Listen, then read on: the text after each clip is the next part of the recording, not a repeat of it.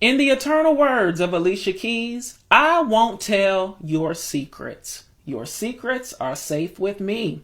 That is, unless you're Twitch, because his widow, Allison Holker, has decided to tell the world what she's learned about Twitch since his passing, including but not limited to, he was touched as a child, drug use, and apparently she found his drug stash before his funeral. Now, Allison is making these revelations as part of a new People article to promote her upcoming memoir. Now, look, I understand that people process grief in a whole bunch of different ways, but from the outside looking in, Allison, this don't feel like healing. This does not feel like spreading awareness. This feels like promotion for your upcoming memoir, all right? Now, I ain't never been a wife. Wives, please feel free to get me together, but I would imagine your job is to be that man's lover, his secretary, his friend, and his confidant. And if your man worked so hard during his life to hide his personal struggles from the general public, the decent thing to do would be to honor his memory by protecting his privacy, even after his passing. Just because you know something doesn't mean you have to say something.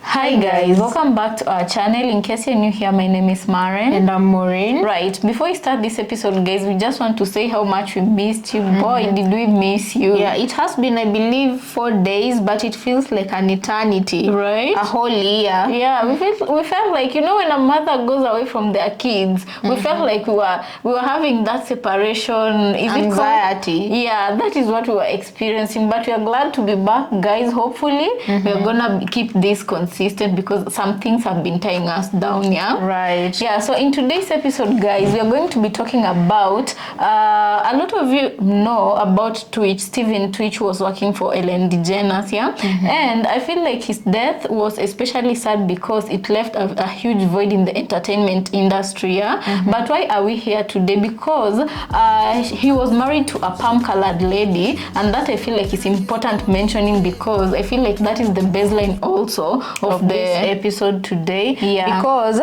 as we are going to be watching this episode, I can't help but remember Dr. Umar throughout the whole entire episode, you know. And there was something he mentioned. Yeah, there was something Dr. Umar mentioned that if you are a man and you marry a palm-colored woman, the day you die, and especially if you're wealthy, your wealth remains with palm-colored people. It doesn't go back to the black community. And you know, the black community includes your family. Right. And with that being said, guys, in this episode is all about the wife who wrote a memoir book 2 years after Stephen's death, yeah? Right. And she released it, was it 2nd of February this year? 4th of February. 4th of February this year. But this memoir, it's not particularly sitting well with the public and Twitch's family. And people are calling this palm-colored woman an opportunist because of what she's done and what she said in that book. She spilled secrets that were not meant for her to spill, and now the public has put her under fire. I don't know if she's recovered from that fire yet.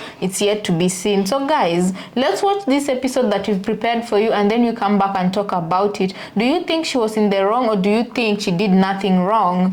Let's watch and then we come back and talk about it. Consider subscribing if it's your first time here, right? Let's watch. The family of dancer and TV personality Stephen Twitch Boss is speaking out for the first time since he died by suicide in 2022.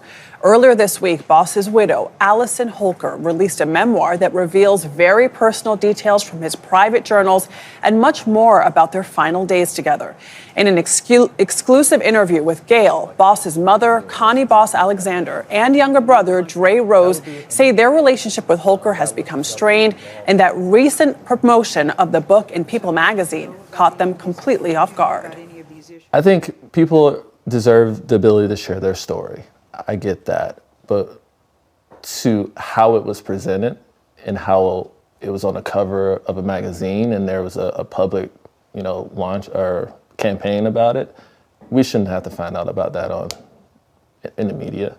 We're a family. And that's how you found out about it? Correct. A big public campaign. Do either of you have any interest in reading the journals?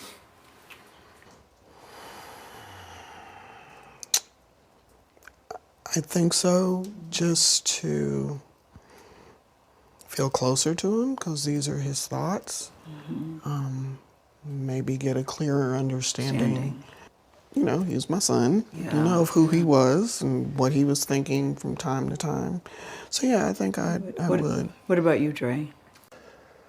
I would love to see all of the journals in its entirety. I think those journals will tell you a lot. I think there's things in those journals that are good and bad, but I also believe there's journals about his personal life, his marital life that are in there. I believe that there's been a cherry picking of things from the journal to reveal or share. And if we're just going to be completely honest, talk about it all. In an Instagram story posted on January 8th, after the People magazine article promoting Allison Holker's memoir was released, Holker said in part, "I want to be clear that my only intention in writing the book is to share my own story as well as part of my life with Stephen to help other people." We will have more of Gail's interview with Connie Boss Alexander and Dre Rose on Monday and Tuesday. It has been confirmed that white women are indeed the worst.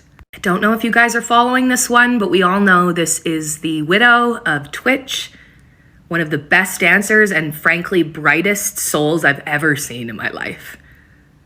We all believe on the internet that his unaliving was nefarious. Allegedly, in my opinion. We all thought it. And now this woman is making Twitch's blood family sign an NDA to go to his funeral. Sign an NDA if they ever want to talk about him or write a book. And guess who gets the proceeds? She does. She's also keeping the kids from the black side of his family. The stark difference between her talking about Twitch, her husband, who is the father of her children and happens to be black, in comparison to this new white boy she's dating, tells me everything I need to know. Not to mention that we all know Twitch worked for Ellen, and Ellen liked to have Diddy on her show 17 times, including inviting sick children on because children aren't vulnerable enough. We need to find sick kids. This is intentional and it's terrifying. Twitch's mom is pissed. And I commend her for using such respectful language, because I bet she wanted to say something else, you know? Twitch's brother goes on to say, "This is by far the most tacky, classless, opportunistic act I have ever seen in my entire life."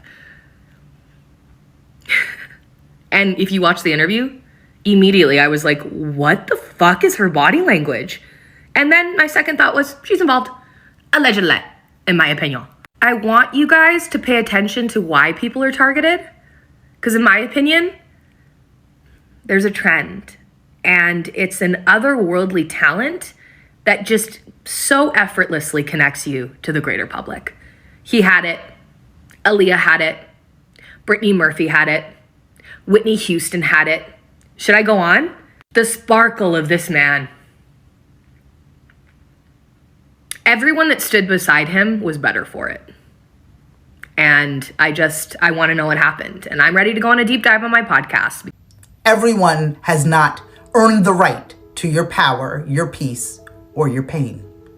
You should not feel obligated to share every detail, every secret of your life. You should not feel obliged to make sure everyone knows every single detail. Otherwise, you are unauthentic. This idea of oversharing at your own expense, oversharing at the expense of others, it's not necessary.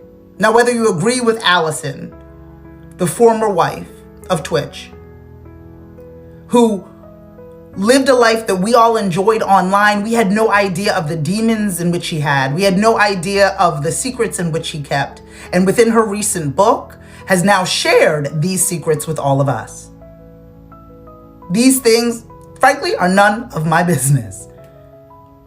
And I think that the lesson in this for all of us is that just because we don't share everything doesn't mean that we aren't being truthful, that we're being unauthentic. There is certain things within our lives that we should pride ourselves on keeping private. The majority of people have not earned our power, our peace, or our pain. And certain things, even if we have access to the World Wide Web, to social media, even if we have the ability to scream from the rooftops, sometimes we shouldn't. Sometimes we should keep our power, our peace, and our pain to ourselves. And to those that see and hear us clearly, to those that are in our tight-knit group.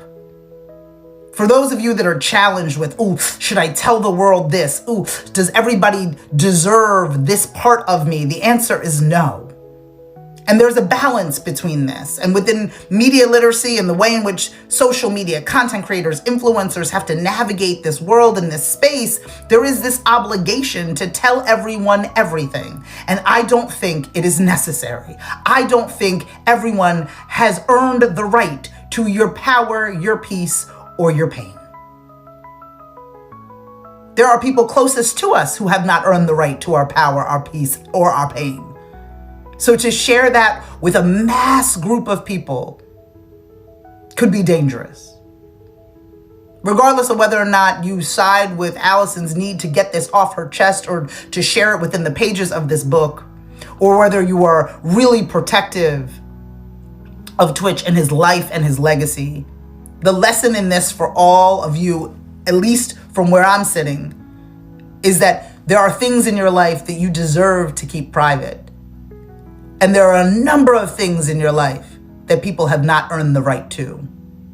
Do your best to protect your power, your peace, and your pain. One, my mom gets called a murderer. They say that she's money hungry. They say that she needs more fame. My mom doesn't, that's not how my mom is. I trust me when I say my mom is good. She doesn't need that. And it's just disappointing because the people that Steven was truly closest to, the people he held in regards to being his best friends, we talk to every week. The holidays just happened. I've seen all the people that I care about and need to see. I was never adopted. I never had the last name Boss, and I know my siblings do, but I don't. And my last name, my legal last name, isn't even what is my handle. It's just my middle name because I don't go by Boss or my last name. So, and I never have, but that was just we were addressed as the Boss family. That's what it was. And that, I had that Instagram handle since I was a child, a toddler, and that's just not me. And so, yeah, I can get the hate for changing it, but for instance, my mom never had hers as Boss. My mom's always been addressed as Allison Holker. Besides when they were together, it'd be the Mr. and Mrs. Boss. But they had completely separate careers, and they were addressed completely separately. But yeah, when we were all together, I had siblings, we were the Boss family. That's the name that my siblings are gonna have, and that's what they're gonna carry on. But even Steven's family, his parents, they don't have the last name Boss. But I don't know, everyone's pushing for this narrative that my mom's not trying, or the kids are being withheld from Steven's family. No. No. I've literally seen them more than when Steven was alive. But when I did see them, when Steven was around, it was cool. We all, we were a family, but it was we lived in different states. We saw each other for big events, birthdays and family reunions, gatherings, stuff like that. And it was, but now looking back on it, it just seems I don't know. Everyone's making things such a bigger deal than it actually is. And I just don't like that the narrative is that my mom's a bad person for things that she's actively trying on, but yet they refuse to speak about it. So, what's the point in that? Because I know that they don't see me, but that's my choice. My mom's literally pushing for the kids to be able to see them whenever they can, but you guys lie about it. So I don't get it. Y'all love to argue about the NDAs. Basically, not backstory, because that's what the whole story is, but in one day we had an open casket viewing for Steven. We had a funeral, and then we had a wake. And my mom asked for NDAs to be signed when we were seeing Steven's body, because God forbid somebody that went to that took a photo of Steven and put it on the internet, or shared it with somebody else. That's the type of things that NDAs are for. It's not so you can never talk about Steven. You can't ever talk about, you grieving him. You can't post about it. That's not what it is. And for all the people saying it, I just feel like you're uneducated. I'm sorry. But truly, I'm fed up because NDAs are so important. And if you guys don't agree, that's cool. I'm grateful for my mom making sure that everybody signed NDAs and she put up that rule. But also, regardless, some people didn't even sign the NDAs. And my mom was lenient because she understands at the end of the day, this is family. So y'all want to disrespect her.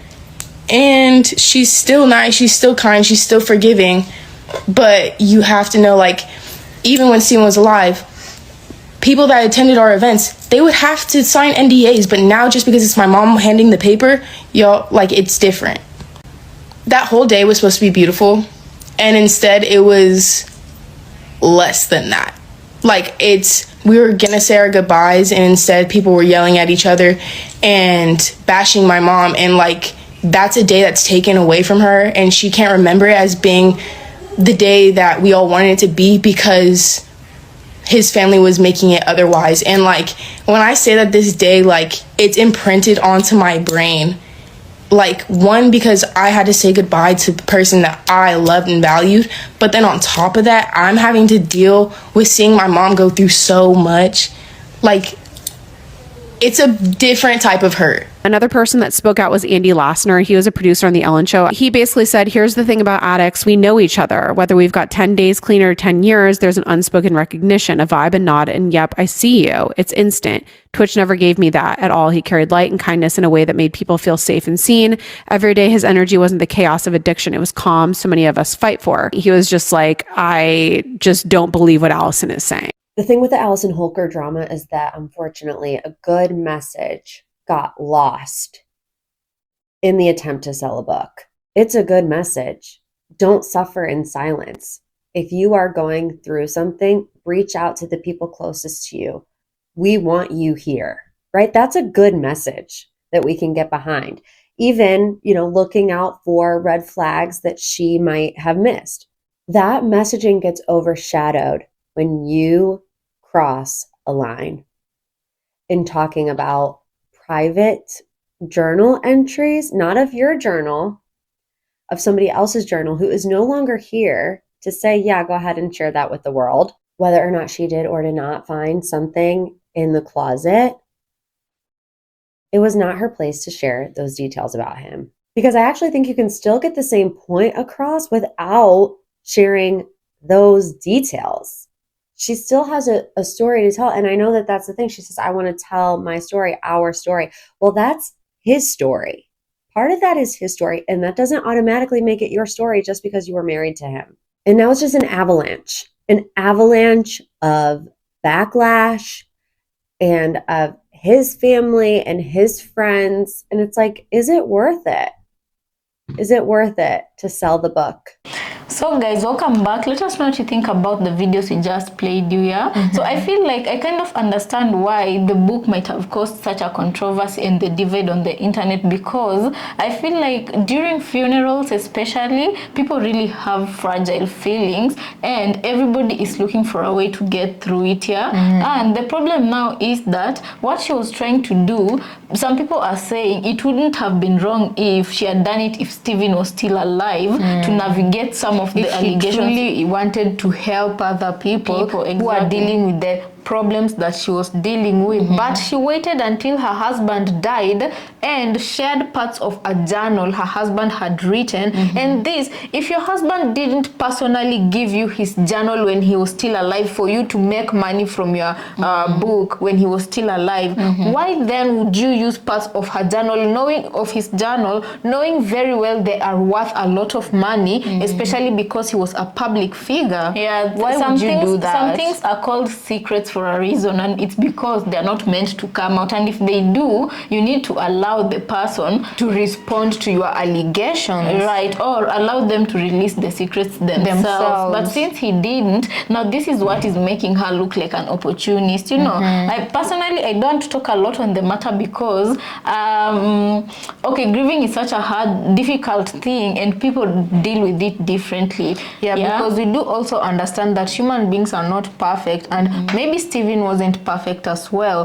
But if you chose to keep his secrets while he was still alive, why would you betray his memory by making people see his bad side when he is dead? You know, you can just address certain issues and try to help people who are dealing with the same issues with you without necessarily having to put someone else who can no longer defend himself down. And you know, if at all Stephen's secrets were to ever come out, I feel like the most appropriate person to have removed this secret wasn't his ex-wife, wasn't his mother, wasn't his brother, but only his children, his true blood children. You know what I mean? Yeah, because also we've had the daughter to Allison, stepdaughter of Titch. Yeah, that's the daughter, her first daughter she had from a previous relationship. But you know, what you really can't do is listen to her without feeling like she's being biased, because she's here to defend her mom, which is understandable. Yeah, and also more often than not, we children might not know to the fullest extent what our parents do outside. Only the bits and portions they choose to save and tell you that your father was this, your father was that. You will not always have the whole picture of what they were like together. Yeah, personally I'm wondering, was the money she was going to inherit from Twitch not enough for her to have wanted to make a huge selling from making books after his death, you know? And then, you know, also another thing that rubs me off the wrong way is, okay, Twitch had a big name and this name is monetizable, right?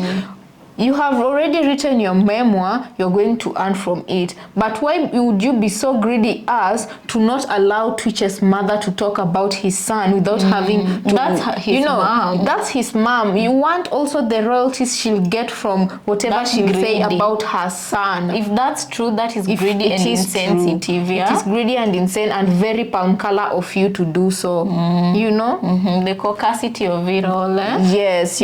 Also, another thing, you know, all this situation reminds me of a video I watched on TikTok of a palm-colored woman talking about how they target black men who they know very well are gonna be successful in future, even if they're not successful in the moment they meet them at these bars. Yeah, so she was just explaining how they target these black men and how, you know, so this situation just reminded me of that. And also, guys, you know, sometimes when I don't know what happened in Dr. Umar's life for him to gain that much wisdom, because sometimes they say experience is the best teacher. So I don't know if he experienced it or he witnessed it through a close friend or family member, you know, or if he has ever experienced a snowbunny who left him scarred for life. Yeah, but what he says than not, when someone, they usually say when someone keeps insisting the same words to you over and over and over again, evaluate and then make your decision, you know, because it's not only this case.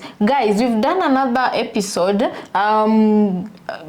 was it last week? We did another episode of Telvin, who was married to, maybe it was recently, 5 days ago, of Telvin, who was married to a palm-colored person. He loathed black people with all his being, from the nerve of his brain to the nerve of his foot. He said himself in a Facebook post that he would never marry a black person, let alone sleep with one. He would rather sleep with a dog, a white dog, than any other dog, or black women. Damn, those are strong words. What kind of person? Okay, what did he go through for him to be like that? It doesn't matter what he went through. Disrespect is not warranted for, or an excuse for what you go through or the traumas you go through. You get? So anyway, I think our parting shot would be, guys, when you're getting married, because we do understand not all palm-colored people are bad and not all black people are good. There are interracial marriages that actually work. Exactly. Yeah, and we really truly do not know the full intentions of this palm-colored woman when she decided to spill all the secrets of a dead person rather than hold on to them if she didn't spill them when he was alive. You know. So my point is, just know who you're getting married to, because one day when you happen to die and you think you die with your dignity intact, it is that very same person who might air out all your dirty laundry in the world and might probably injure your personal reputation. Exactly. Anyway, let us know what you think about this episode in the comment section. We want to thank you so much for joining us. Yes, and guys, we also saw the ones who raised their hands in that other episode for reaching to the end. And want to thank all of you, and we are waiting to celebrate with each and every one of you when we reach to 100k subscribers. We cannot wait. So see you on the next episode, and let's keep multiplying. Yeah.